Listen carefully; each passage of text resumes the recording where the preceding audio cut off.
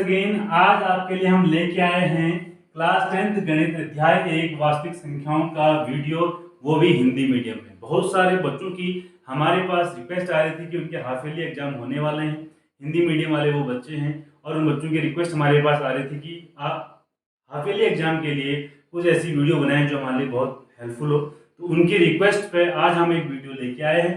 अगर आपको पसंद आती है तो जरूर लाइक कीजिएगा। आई होप आपको आज की वीडियो अच्छी लगेगी। तो यहाँ से हम शुरू करेंगे अपनी क्लास 10th का जो अध्याय 1 है वास्तविक संख्याएं, उसकी कुछ बेसिक चीजें पहले। ठीक है, आपको बेसिक चीजें पता होनी चाहिए। मैंने बहुत बार देखा है कि अधिकतर बच्चे, उनको ये पता नहीं रहता कि हमारे पास जो चैप्टर है उसमें वास्तविक संख्याओं का मीनिंग क्या है, कि वास्तविक संख्याएं होती क्या है। उसके बाद जो दूसरा कंफ्यूजन होता है वो होता है भाज्य संख्याओं में, ठीक है, और अभाज्य संख्याओं में, composite number and prime number. इनमें भी बच्चों को बहुत ज्यादा कंफ्यूजन रहता है। तो ये सारे कंफ्यूजन आज आपके दूर होने वाले हैं। इस वीडियो को आप अंत तक जरूर देखें, बिना स्किप किए आपने वीडियो देखनी है, क्योंकि आपके लिए, देखिए, अगर मैं आपके लिए इंपॉर्टेंट क्वेश्चंस की अगर वीडियो लेके भी आता हूं तो आपका बेसिक क्लियर होना चाहिए। बेसिक क्लियर होने से क्या होता है कि बहुत सारे क्वेश्चन ऐसे होते हैं जो आपकी बुक से एनसीईआरटी से नहीं आएंगे, बट आपको क्या करना होगा, अगर बेसिक क्लियर होगा तो आप उन क्वेश्चन को बहुत इजीली कर लेंगे। ठीक है, ये मेरा आपसे वादा है। तो आज की वीडियो देखिए, उसके बाद देखिए कि आप किस तरीके से इजीली क्वेश्चन को बना पाते हैं। तो सबसे पहले यहाँ पे हमारे सामने कॉन्सेप्ट आता है जो चैप्टर का नाम है। चैप्टर का नाम है वास्तविक संख्याएं। तो वास्तविक संख्याएं क्या होती हैं बच्चों? वे नंबर्स हैं, वे संख्याएं जो परिमेय व अपरिमेय संख्याओं से मिलकर बनी होती हैं। तो इस नंबर्स के अंदर जो रियल नंबर्स हमारे पास, जो रियल नंबर्स होते हैं, वास्तविक संख्याएं होती हैं, इन संख्याओं में दो नंबर का कॉम्बिनेशन होता है। एक होता है रेशनल नंबर, परिमेय संख्या, दूसरा होता है इर्रेशनल नंबर, जिन्हें हम बोलते हैं अपरिमेय संख्या। ठीक है, ये क्लास 9th में आपने इनका इंट्रोडक्शन थोड़ा बहुत पढ़ लिया है। बस थोड़ा सा मैं आपको यहाँ पे इंट्रोडक्शन दूंगा, क्योंकि आपके हाफ ईयरली एग्जामिनेशन का टाइम है, तो बहुत ज्यादा डिटेल में इसके नहीं जाएंगे। तो परिमेय संख्या कैसे होती है? वे संख्याएं जिन्हें हम P/Q के फॉर्म में लिख सकते हैं। परिमेय संख्याएं वो संख्याएं होती हैं जिन्हें P/Q के फॉर्म में लिखा जाता है, बट यहाँ पर आपको एक कंडीशन याद रखनी है, एक शर्त है कि जो Q की वैल्यू है वो आपकी 0 नहीं होनी चाहिए। ठीक है, ये कंडीशन सभी ने 9th में पढ़ी है। और ये भी हमारे पास एक परिमेय संख्या है। ठीक है, और ये हमारे पास कैसी नंबर है? √2 हमारे पास एक अपरिमेय नंबर है। और ये कैसा है? ये भी हमारे पास अपरिमेय संख्या है। तो इस तरीके से बहुत सारे परिमेय और अपरिमेय संख्याओं का कलेक्शन हम बना सकते हैं।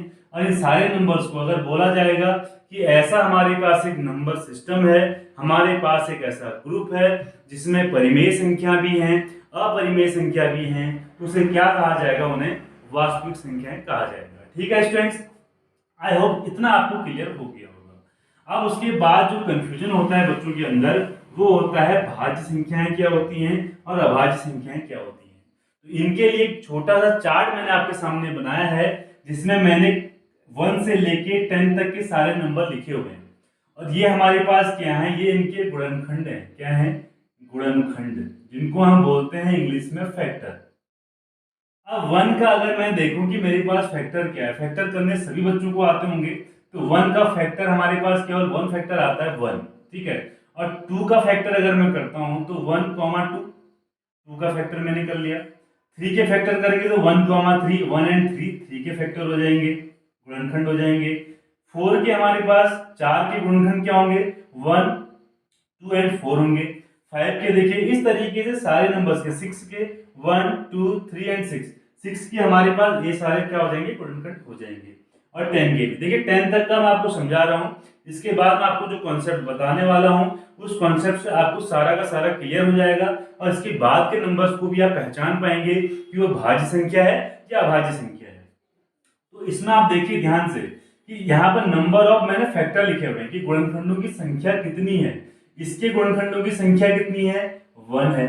इसके गुणनखंडों की संख्या कितनी है? 2। इधर 2, इनके 3 है, देखो काउंट कर लीजिए 1, 2, 3। इनके कितने? 1, 2, इनके कितने? 1, 2, 3, 4 है। इस तरीके से मैं लिखा हुआ है। अगर आप गौर कर रहे होंगे इसमें, तो आप देखिए बहुत सारे नंबर हमारे पास ऐसे हैं कि जिन नंबर्स का जो फैक्टर है वो केवल क्या आ रहा है? 2 आ रहा है। बहुत सारे नंबर ऐसे हमारे पास हैं कि इनका फैक्टर क्या आ रहा है? 2। तो एक बात ध्यान रखिए कि ऐसे नंबर जिनके फैक्टर की संख्या, जिनके गुणनखंडों की संख्या केवल 2 होती है। कैसे? देखिए देखिए किसका किसका 2 है हमारे पास। एक इसका 2 है, देखिए इसके नंबर ऑफ फैक्टर भी हमारे पास 2 है। ये देखिए नंबर ऑफ फैक्टर 2 है हमारे पास। ये हमारे पास नंबर ऑफ फैक्टर 2 है। तो इतने नंबर्स हमारे पास ये हैं कि जिनके गुणनखंडों की संख्या कितनी है? केवल 2 संख्या है हमारे पास। अब एक बात गौर से देखिए कि 1 का जब 2 का फैक्टर हमने किया तो 1 एंड 2, 3 का किया तो 1 एंड 3, 5 का किया तो 1 एंड 5, 7 का किया तो 1/7, और उसके बाद हमने और नंबर्स के भी करेंगे। तो देखिए 7 के फैक्टर क्या आ रहे हैं? एक तो हमारे पास 1 आ रहा है, एक वो नंबर खुद आ रहा है। देखिए 7 है तो 7 भी 7 का फैक्टर है, 5 है तो 5 भी 5 का फैक्टर है, और 1 तो उसका फैक्टर हर नंबर का होगा ही होगा। ठीक है, तो इस तरीके से आप देख रहे हैं कि कुछ नंबर ऐसे आ रहे हैं जिनके अंदर केवल 2 फैक्टर हैं, और 2 फैक्टर की भी अलग से पहचान है कि या तो वो खुद होगा या फिर क्या होगा, 1 होगा। ठीक है, इस तरीके से तो ऐसे नंबर हमारे क्या कहलाते हैं? इन्हें हम कहते हैं अभाज्य संख्याएं। तो हम लिखेंगे वे संख्याएं, वे संख्याएं जिनके केवल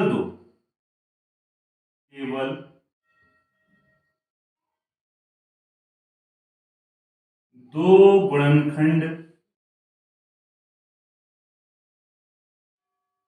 होते हैं,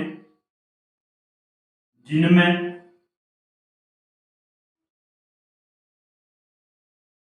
एक संख्या 1 तथा दूसरी संख्या वह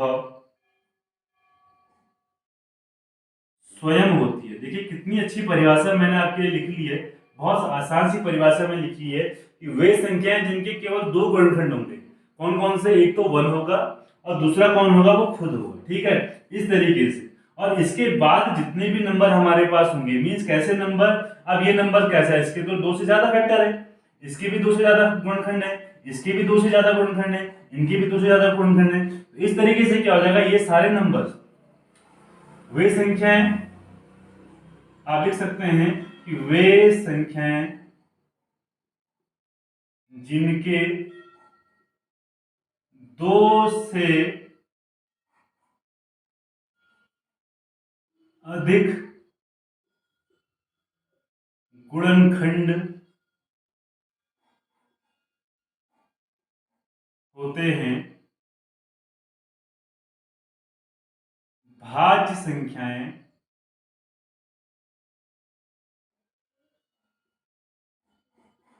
कहलाती।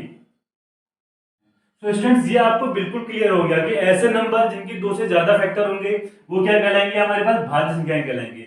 और ऐसे नंबर जिनके केवल ओनली हमारे पास 2 गुणनखंड होंगे, ऐसे नंबर हमारे क्या कहलाएंगे? अभाज्य संख्याएं कहलाएंगे। तो इस तरीके से आपको नंबर क्लियर हो गए होंगे कि किस तरीके से करते हैं। आप देखिए कि आगे आपके चैप्टर में आपको इसमें क्या क्या पढ़ना है। तो स्टूडेंट भाज्य और अभाज्य में एक कॉन्सेप्ट आप और समझ लीजिए कि सपोज हमारे पास एक नंबर है 1।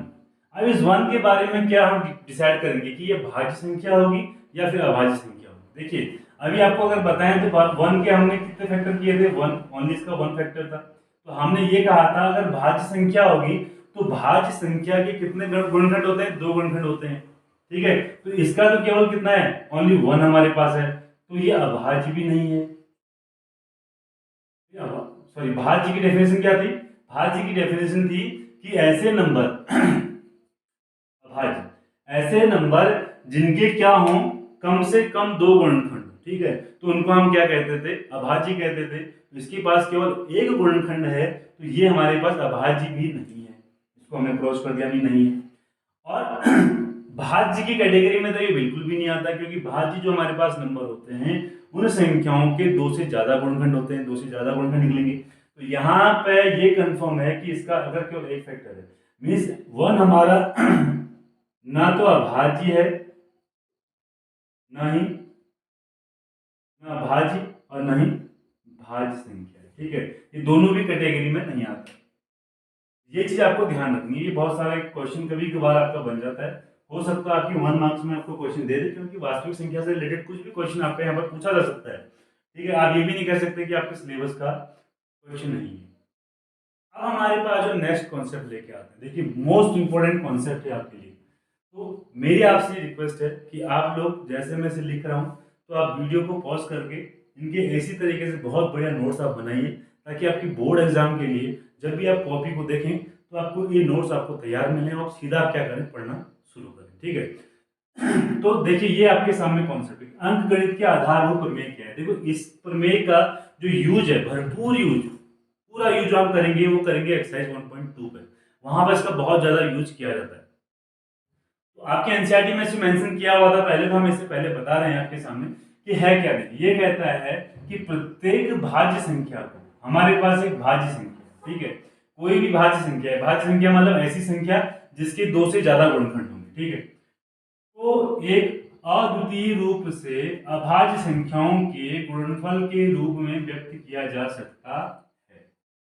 ये इसकी डेफिनेशन है। क्या कहता है कि आप क्या करिए, एक भाज्य संख्या लीजिए, भाज्य संख्या कुछ भी ले लीजिए, सपोज मैंने ले लिया 36, माना मेरे पास क्या है, माना 36, ये मैंने एक संख्या ले ली, ठीक है। अब आपसे कहता है कि आप क्या करें, इसके गुणनफल निकालें। आपको क्या निकालना है, गुणनफल, ठीक है। तो गुणनफल हमने इसके निकाला इसे, इसके सबसे पहले आप क्या निकालिए, गुणनखंड निकाल के दिखाइए मुझे। तो 36 के गुणनखंड आप करेंगे तो ये हो जाएगा 2, 18 एंड 9, ये हो जाएगा 3 एंड 3। यहाँ पे हमने 36 के फैक्टर किए स्टूडेंट, तो 2 मल्टीप्लाई 2 मल्टीप्लाई 3 मल्टीप्लाई 3 मल्टीप्लाई 1, ये हमारे पास क्या आए हैं, इसके 36 के गुणनखंड आ गए। अब अगर आप इस गुणनखंड को ध्यान से देखें तो आप देख पाएंगे कि जैसा मैंने भी आपको डेफिनेशन पहले बताया था, उस डेफिनेशन के हिसाब से ये 2 हमारे पास कैसा है, अभाज्य संख्या है, 3 भी हमारे पास अभाज्य संख्या है, और 1 भी हमारे पास के फैक्टर में आ रहा है, ठीक है। तो ये जैसे हमारे पास गुणनफल पूरा का पूरा आ रहा है, ये गुणनफल कैसा है, देखिए ये कैसा है, एक अद्वितीय रूप से, एक अद्वितीय रूप बन गया। ठीक, ऐसा अद्वितीय का मतलब ये है कि किसी भी एक नंबर का ऐसा गुणनखंड अब आपको नहीं मिलेगा। केवल 36 का जो गुणनखंड है वही आपको ये मिलेगा, मींस 2 मल्टीप्लाई 2 मल्टीप्लाई 3 मल्टीप्लाई 3, और यह नंबर आपको दोबारा नहीं मिलेगा, ठीक है। और ये गुणनखंड किस फॉर्म में होते हैं, ये हमेशा अभाज्य संख्याओं के गुणनफल के रूप में होते हैं। इसको और डिटेल से मैं आपको फिर एक्सरसाइज 1.2 से पहले थोड़ा सा इसकी डिटेल जानकारी दूंगा, बट आप अभी फिलहाल इतना समझ लीजिए कि एक ऐसा नंबर है जो भाज्य है, उसके हमने गुणनखंड किए, और गुणनखंड ऐसे किए हैं कि सारे हमारे पास क्या हैं, अभाज्य संख्याएं हैं, और ये कैसा एक मिलेगा हमें गुणनफल, ये अद्वितीय मिलेगा। ये गुणा करके मिल रहा है तो इसे हम क्या, कैसा मिल जाएगा, हमें अद्वितीय मिल जाएगा, ठीक है। तो इस तरीके से अब इसका यूज क्या है बच्चों, सबसे पहले कि इसे हमने पढ़ना क्या है, आपके क्लास 10th में इस अंकगणित की आधारभूत प्रमेय का जो मेन यूज है वो दो यूज है आपके, दो तरीके से इसका अनुप्रयोग आपने करना है। देखिए अनुप्रयोग नंबर 1 एंड अनुप्रयोग नंबर 2। तो आपने इसमें क्या करना है, इसकी हेल्प से, देखिए आपने क्लास 9th में ये पढ़ा हुआ है कि √2, √3, √5 ये नंबर्स हमारे पास कैसे होते हैं, अपरिमेय नंबर होते हैं, ठीक है। ये कैसी संख्याएं हैं, अपरिमेय संख्याएं हैं। आपको इस अंकगणित की आधारभूत प्रमेय के अनुसार इस बार क्लास 10th में इन्हें सिद्ध करना है कि ये कैसे नंबर हैं, ये अपरिमेय नंबर हैं, और आपके बोर्ड एग्जाम के लिए, हाफ ईयरली एग्जाम के लिए ये क्वेश्चन मोस्ट इंपॉर्टेंट होंगे, ठीक है। √2, √3, √5 और इनसे रिलेटेड बहुत सारे ऐसी अपरिमेय संख्या हैं जो आपके एग्जाम में मोस्ट इंपॉर्टेंट है। आपका यहाँ से क्वेश्चन 100% है कि आपसे पूछा जाएगा, ठीक है। एक तो इसका अनुप्रयोग है, सारा आपको कराया जाएगा, सब कुछ मैं आपको यहाँ कराऊंगा, और हर एक क्वेश्चन को मैं खुद अपने आप आपको बहुत अच्छे से इसको समझाऊंगा, और आपको बोर्ड एग्जाम में कोई भी दिक्कत यहाँ से नहीं आएगी, ठीक है। अब आते हैं सेकंड पार्ट पर। तो सेकंड पार्ट का सेकंड यूज क्या है कि P/Q, आपको पता है कि P/Q में कैसे नंबर्स को लिखते हैं, P/Q के अंदर हमारे पास परिमेय संख्या होती है, ठीक है। तो परिमेय संख्या, देखिए वास्तविक संख्या है ना, तो वास्तविक संख्या में एक तो अपरिमेय संख्या वाला पोर्शन आ गया और एक परिमेय संख्या वाला पोर्शन आ गया, ठीक है। तो इसके अंदर दोनों चीजें आपने पढ़नी है, परिमेय संख्याएं भी, अपरिमेय संख्या में। तो P/Q के फॉर्म में हम कैसे नंबर्स को लिखते हैं, ये वे नंबर होते हैं जो परिमेय संख्या होती है, और वहां पर कंडीशन भी आपके सामने दी है कि Q आपका इक्वल नहीं होना चाहिए, बस और सब कुछ ओके होता है, ठीक है। इसका जो दशमलव प्रसार होगा, जब आप इसको डिवीजन करके इसका आप डेसिमल के फॉर्म में इसका आंसर निकालेंगे तो उसे पूछा जाता है कि इसका जो प्रसार होगा वो शांत होगा या अशांत आवृत्ति का होगा। ये दो कंडीशन आपने 9th में पढ़ी है। शांत आवृत्ति, शांत क्या होता है, अशांत आवृत्ति क्या होती है, ये सारी चीजें आपने 9th में बहुत अच्छे से पढ़ी हुई है। तो आपको यहाँ पर चेक करना पड़ेगा, आपको यहाँ चेक करना है कि जो P अपॉन Q के फॉर्म में आपको दिया हुआ है फॉर्मेशन, जो भी आपको जो फ्रैक्शन दिया हुआ है वो फ्रैक्शन शांत होगा, अशांत आवृत्ति का होगा। किसकी हेल्प से, इस अंकगणित के आधारभूत प्रमेय की हेल्प से हम इनको यहाँ पर प्रूव करेंगे। तो ये है हमारे पास इसका बेसिक। अब चलते हैं नेक्स्ट कि हमारे पास और हमने इस चैप्टर के अंदर क्या पढ़ना है। तो स्टूडेंट हमारा नेक्स्ट पॉइंट है कि यूक्लिड की विभाजन परिमेय क्या है, ठीक है। तो इसे समझने से पहले आपको दो चीजें बहुत क्लियर होनी चाहिए जो आपकी बुक्स में लिखी हुई है, और बहुत सारे लोग इसे बहुत अच्छे से समझाते भी नहीं है, बट मैं आपके सामने इस डेफिनेशन को पढ़ूंगा, उसके बाद आपको यूक्लिड की विभाजन परिमेय का बताऊंगा, तो आपका सारा कॉन्सेप्ट क्लियर हो जाएगा, ठीक है। वैसे आपके जो यूक्लिड विभाजन परिमेय है ये आपके सिलेबस में है, बट इसकी हेल्प से एचसीएफ को कैलकुलेट करना, जहां पर इसका अनुप्रयोग किया जाता है, वो बहुत सारे बोर्ड ऐसे हैं जहां से वो सिलेबस से डिलीट हो चुका है, बट बहुत सारे हमारे पास ऐसे बोर्ड भी हैं जहां पर ये आपकी एल्गोरिदम अभी भी काम कर रही है, ये परिमेय आपकी काम कर रही है, मीन्स उनके सिलेबस में ये है, इसलिए मैं इसे बता रहा हूँ। तो जिसके सिलेबस में नहीं है वो भी एक बार इसको बहुत अच्छे से समझ लें, और जिसके सिलेबस में है उनके लिए तो बहुत ज्यादा उपयोगी होने वाला है, ठीक है। तो यहाँ पे सबसे पहले समझिए दो चीजें, एक एल्गोरिदम होता है और एक होती है प्रमेय। क्या इनका मतलब है, ध्यान से समझिए कि सुपरिभाषित चरणों की एक श्रृंखला होती है, इसमें क्या होंगे, एक स्टेप होंगे, ठीक है, और कैसे होंगे, एक वेल डिफाइंड होंगे, आप अच्छे से बहुत उसको कर सकते हैं कि जो एक विशेष प्रकार की समस्या को हल करने के लिए, आपके पास एक समस्या को हल करने के लिए, जब आप किसी समस्या को हल करने के लिए एक सुपरिभाषित श्रृंखला का यूज करते हैं, तो हम क्या करते हैं, जो हमें प्रोसेस मिलती है, जो प्रक्रिया हमें मिलती है, उस प्रक्रिया को, जो हम प्रक्रिया को अपना रहे हैं, उससे हम एल्गोरिथम कहते हैं, ठीक है। प्रमेय क्या होती है, यह सिद्ध किया हुआ कथन होता है। ये क्या है, पहले से प्रूफ किया हुआ हमारे पास एक स्टेटमेंट है, ठीक है, और इसे एक अन्य कथन को सिद्ध करने के लिए प्रयोग किया जाता है। उसकी हेल्प से हम क्या करेंगे, किसी अन्य कथन को क्या करेंगे, प्रूव करेंगे, ठीक है। तो यह देखिए इनका यूज अभी देखिए मैं यहाँ पर आपको करके बताऊंगा। अभी अगर जिस बच्चे को ये समझ में नहीं आया है कि एल्गोरिथम क्या है और प्रमेय क्या है, दोनों के बीच अगर डिफरेंस समझ में नहीं आया है, तो अभी देखिए, अभी जब मैं आपको यूक्लिड की विभाजन प्रमेय बताऊंगा और इसका यूज करके बताऊंगा, ठीक है, तो आपको ये कॉन्सेप्ट क्लियर हो जाएगा कि हाँ ये एल्गोरिथम बोला जाता है और इसे क्या बोला जाता है, प्रमेय बोला जाता है, ठीक है। अब देखिए इसका समझते हैं एक एग्जांपल के हेल्प से। तो स्टूडेंट्स उस कॉन्सेप्ट के बाद अब हम पढ़ते हैं यूक्लिड विभाजन प्रमेय होती क्या है, ठीक है। अगर आपको एल्गोरिथम और प्रमेय में डिफरेंस अगर अभी भी कंफ्यूजन हो रहा है, तो आपको अब यहाँ पर चीजें क्लियर हो जाएंगी। देखिए ध्यान से सुनिए मेरी बात, इस डेफिनेशन को भी हम जब कुछ सब समझ लेंगे उसके बाद पढ़ेंगे, ठीक है। अभी इस डेफिनेशन में भी आपने ध्यान नहीं देना है। तो सबसे पहले मैंने एक नंबर लिया हुआ है, देखिए ये नंबर है, तो ये आपने बहुत सी सारी चीजें आपने प्रीवियस क्लासेस में, छोटी क्लासेस में आपने करी हुई है। अब मेरे पास एक नंबर का ये पेयर है, ये जोड़ा है मेरे पास 17 एंड 6 का। तो मैंने यहाँ पर क्या किया, मैंने 6 से डिवाइड किया 17 के अंदर। तो मैंने यहाँ पर क्या देखा कि 6 2 जा 12 और यहाँ पर रिमाइंडर हमारे पास आ गया 5, ठीक है। तो यहाँ पर क्या पाया गया, यहाँ पर क्या चीज मिली, हमने कहा कि अगर मुझे 17 को लिखना है तो मैं 17 को कैसे लिखूंगा, ठीक है।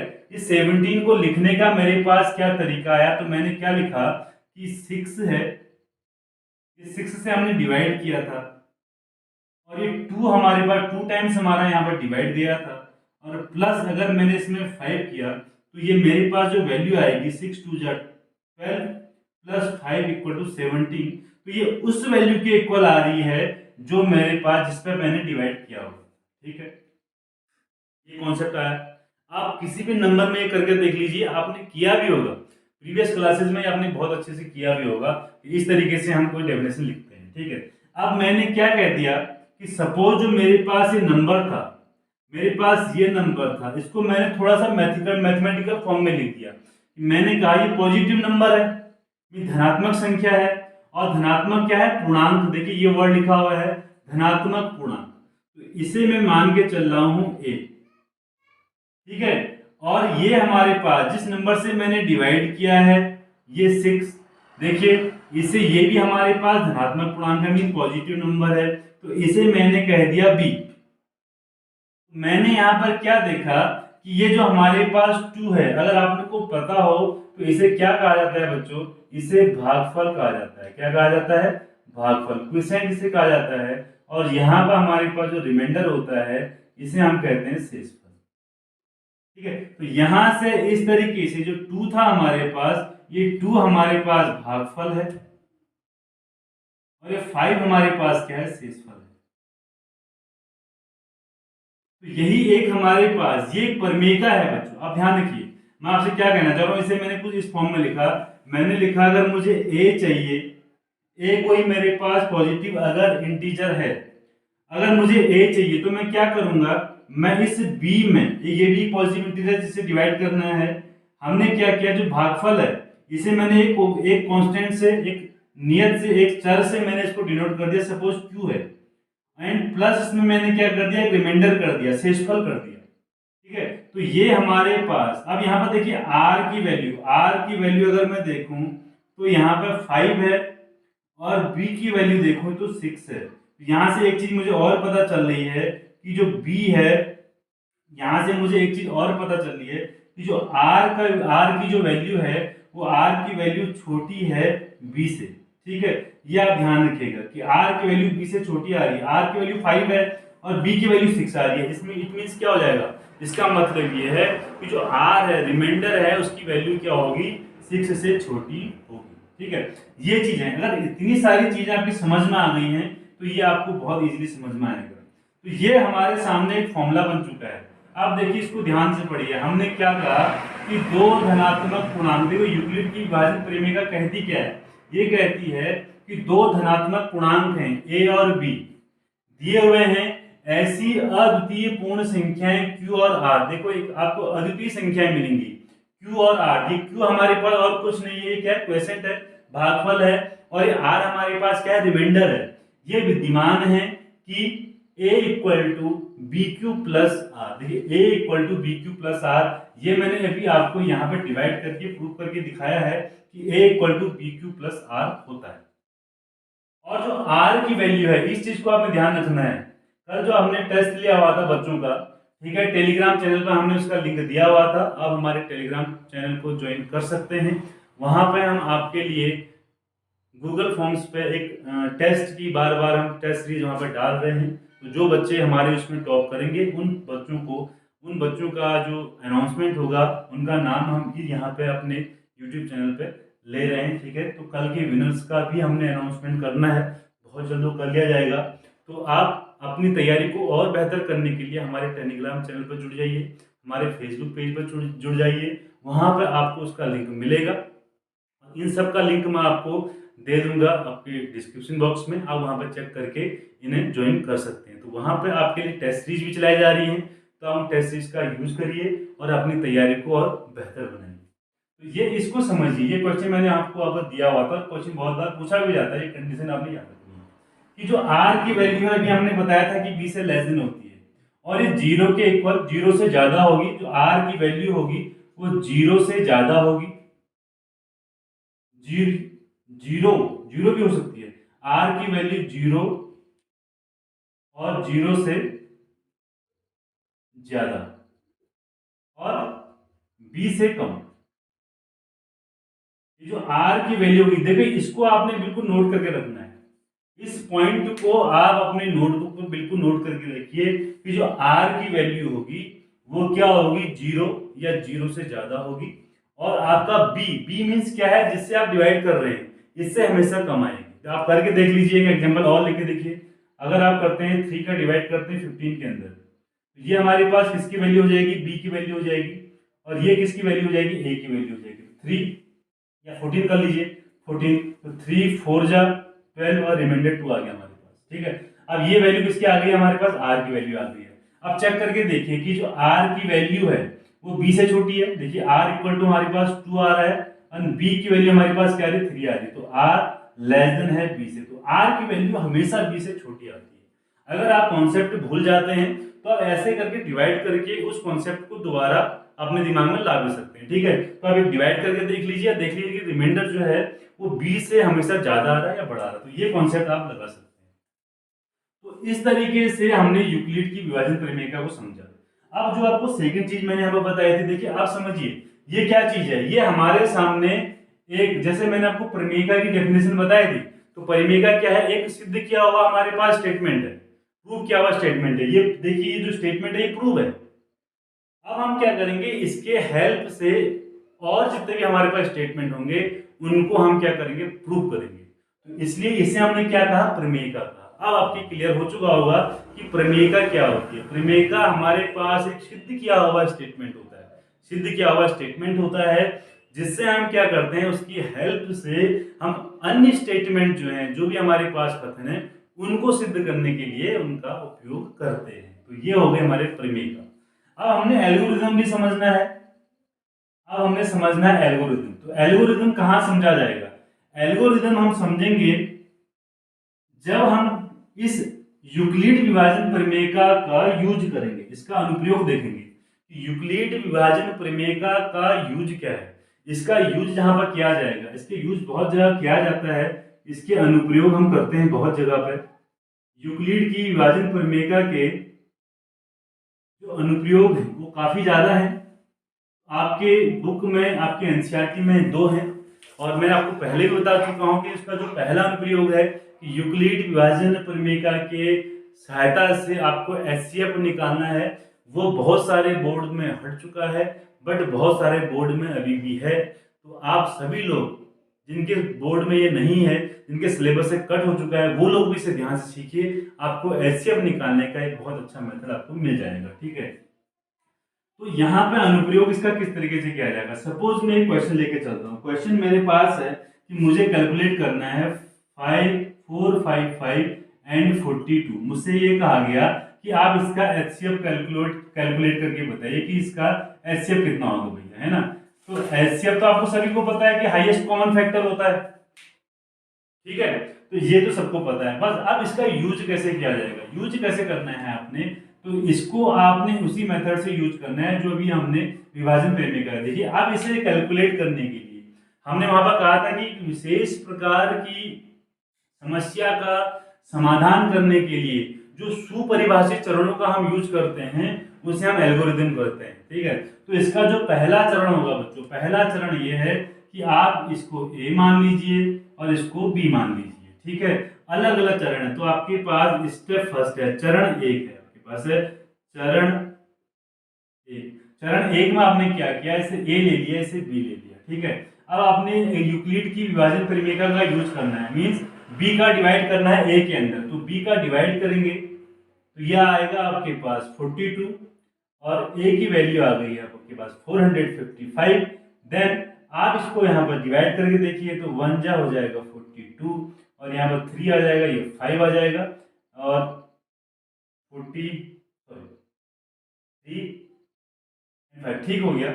ये हमारे पास इतना आ गया। ठीक है, तो ये हमने डिवाइड कर लिया। तो डिवाइड करने के बाद ये वैल्यू मेरे पास क्यू आती है, ये वैल्यू आर आती है। ये आपको पता है कि आपके पास बी है और ये वैल्यू आपके पास ए है। तो मैं इसे कैसे लिखूंगा, तो इस वाले फॉर्मूले को देखिए, ए इक्वल टू कितना है 455 इक्वल टू बी, बी की वैल्यू आपके पास कितनी है 42 मल्टीप्लाई क्यू, क्यू हमारे पास कितना है 10 प्लस आर आपके पास है 35। ठीक है, तो ये हमारे पास चरण 1 हो गया। हमने कहा था कि आप क्या करना है, सुपरिभाषित चरणों का उपयोग करना है। तो बहुत सारे चरणों में हम इसका यूज कर रहे हैं, तो ये एल्गोरिथम बनते जा रहा है। अब क्या बनते जा रहा है, एल्गोरिथम। अभी इसके बाद अभी हमारा ये क्वेश्चन यहाँ पर कंप्लीट नहीं हुआ है, खत्म नहीं हुआ है। आपको एचसीएफ तब तक निकालना है। देखिए आपको ये प्रोसेस तब तक करनी है जब तक इस रिमाइंडर पे 0 वैल्यू ना आ जाए। तो इसे करने के लिए हमें क्या फॉलो करना पड़ेगा, हमें अलग अलग चरण फॉलो करने पड़ेंगे। तो अलग अलग चरणों को जब हम फॉलो करेंगे तो क्या बन जाएगा, डेफिनेशन के हिसाब से एल्गोरिथम बन जाएगा। ठीक है। और किसका यूज कर रहे हैं, इस परिमेका का यूज कर रहे हैं, क्योंकि पहले से ये चीज प्रूव है, उसी चीज को हमने यहाँ पर लिखा हुआ है। अब इसी की हेल्प से हम क्या कर रहे हैं, अन्य चीजों को प्रूव कर रहे हैं, मींस इसकी वैल्यू निकाल के लेके आ रहे हैं। तो ये हमारे पास डिफरेंस हो चुका है परिमेका एंड एल्गोरिथम में। आई होप आपको अब ये कॉन्सेप्ट क्लियर हो चुका होगा। अब इसके बाद नेक्स्ट आपने क्या करना है, अब आपने देखो ये फर्स्ट हो गया। अब सेकंड जो आपके पास चरण है वो ये है ये। अब आप इसको लेके चलिए ए, देन इसको लेके चलिए बी। तो ए की वैल्यू हमारे पास आ गई 42। फिर आप यहाँ पर डिवाइड करके देखेंगे, आपने 35 का डिवीजन किया 42 के अंदर, तो ये 1 टाइम आया और 35 आ गया, इधर रिमाइंडर आ गया 7। ठीक है, तो ये आप देखिए 42 मींस आपके पास 42 क्या हो चुका है, ए बन चुका है। आपको बी की वैल्यू कितनी मिल रही है यहाँ पे 35 मल्टीप्लाई क्यू, यहाँ पर कितना है, भागफल 1 है, रिमाइंडर शेषफल कितना है 7 है। तो आप चेक कर रहे हैं कि अभी भी हमारे पास रिमाइंडर की वैल्यू 7 आ रही है, मींस हमारे पास आर की वैल्यू 0 नहीं आई है। तो आर की वैल्यू 0 नहीं आई है, इसका मतलब यह है कि आपको अभी स्टेप और करना पड़ेगा, चरण आपके और बढ़ेंगे। तो यहाँ पे इस तरीके से वैल्यू आ गई। और इस चीज को भी आप फॉलो कर सकते हैं कि आर की वैल्यू बी से कम आ रही नहीं आ रही, यहाँ पर चेक करके देख लीजिए। यहाँ पे आर की वैल्यू कितनी है 35, आर इक्वल टू यहाँ पर है 35, यहीं पर लिख देता हूँ, आर इक्वल टू 35 है, और बी की वैल्यू हमारे पास कितनी है 42। तो देखिए आर हमारे पास क्या है, लेस देन बी है, आर की वैल्यू क्या है, लेस देन बी। तो क्लियर हो गया, सारे कॉन्सेप्ट हमारे क्लियर हो रहे हैं यहाँ पे। ठीक है, अब देखिए यहाँ पे किस तरीके से करेंगे। यहाँ पे जो आर की वैल्यू हमारे पास आ रही है वो 7 आ रही है, एंड बी की वैल्यू हमारे पास कितनी है 35 है। तो अभी भी हमारे पास ये देखो R is less than B, R हमारा बी से कम है। ठीक है, अब उसके बाद थर्ड स्टेप पे आते हैं। थर्ड स्टेप में क्या करेंगे, फिर अब इसको लेंगे हम ए, देन इसको क्या लिया जाएगा, बी लिया जाएगा। तो ए मींस यहाँ पे ए की वैल्यू आती है 35। अब आप 7 से डिवाइड करके देखिए 7 से डिवाइड करेंगे 35 में, तो 7 5 जा 35 हो जाएगा, और ये 0 आ गया हमारे पास। ठीक है, तो अब इसे कैसे लिखेंगे, देखिए हमारे पास वैल्यू ऑफ बी क्या है 7, क्यू कितना आ रहा है 5, और आर कितना आ रहा है 0 आ रहा है। देखिए अब यहाँ पर आपको ये भी क्लियर हो जाएगा कि आर की वैल्यू, देखिए आर की वैल्यू यहाँ पे हमारे पास, इसको कंफ्यूज मत करिएगा, अपॉन मत समझिएगा, इसको ध्यान से समझिए। अब यहाँ पर आर की वैल्यू हमारे पास 0 आ गया, रिमाइंडर 0 आ गया। ठीक है, रिमाइंडर आ गया 0, तो यहाँ पे हमारा क्वेश्चन हो चुका है कंप्लीट। मैंने आपसे बोला था कि वहां तक आपने इसको इस स्टेप को ले जाना है जहां पर आपके पास आर की वैल्यू क्या हो जाएगी 0 होगी। तो आर की वैल्यू आ गई बच्चों 0, मींस हमारा क्वेश्चन हो चुका कंप्लीट, हमारा एचसीएफ यहाँ पे निकल के आ चुका है। अब यहाँ पर आप आर की वैल्यू अगर देखें तो आर की वैल्यू हमारे पास कितनी है, आर की वैल्यू हमारे पास 0 है, एंड बी की वैल्यू हमारे पास कितनी है 7 है। ठीक है, ये हमारे पास वैल्यू आ गई। तो आर की वैल्यू हमारे पास क्या क्या आई, आर की वैल्यू 0 आई, 7 आई और 35 आई, और सारी वैल्यू किससे कम है, बी से कम है। बी हमारे पास स्टार्टिंग में कितना था 42 था। मैंने आपको पहले बोला है कि आर की वैल्यू 0 से लेके वहां तक जाएगी बी से कम तक। तो ये भी आपका कॉन्सेप्ट क्लियर हो गया होगा कि सारी चीजें यहाँ पर फॉलो हो रही है। तो यहाँ से हमारा एचसीएफ भी निकल चुका है, यहाँ से हम एचसीएफ निकाल चुके हैं। अब यहाँ फाइनल हमारे पास हो चुका है कि जिस वैल्यू से डिवाइड करके 0 आया, किससे डिवाइड करके 0 आया, 7 से डिवाइड करके 0 आया था। इस 7 से डिवाइड करके लास्ट हमारा जो फाइनल रिमाइंडर 0 कब आया, इस 7 से डिवाइड करके। ठीक है, तो इस वैल्यू को हम बोलते हैं एचसीएफ। तो क्लियर हो चुका है इस 455 एंड 42 इसका जो एचसीएफ निकला बच्चों हमारे पास वो आ गया है 7। तो 7 इसका एचसीएफ निकल के आ चुका है। तो इस तरीके से देखिए बहुत इजी तरीके से मैंने आपको आज बताने की इसको कोशिश की है। अगर फिर भी आपको कोई कंफ्यूजन होता है तो आप कमेंट बॉक्स का यूज जरूर करेंगे। ठीक है, कमेंट बॉक्स इसीलिए बनाया गया है कि आप लोगों की जो कंफ्यूजन है वो हम लोगों तक पहुंच सके और हम उसका समाधान आपके सामने लेके आए। इसी तरीके से इजी तरीके से मैथ्स को पढ़ने के लिए हमारे चैनल के साथ बने रहिए। जो बच्चे चैनल पर नए हैं चैनल को सब्सक्राइब करें, बेल आइकन को प्रेस करें ताकि हर नई वीडियो का नोटिफिकेशन आप तक पहुंच सके। तो इसी तरीके से मिलेंगे इजी मेथड के साथ अपनी नेक्स्ट वीडियो में। तब तक के लिए bye bye and take care. Thanks for watching.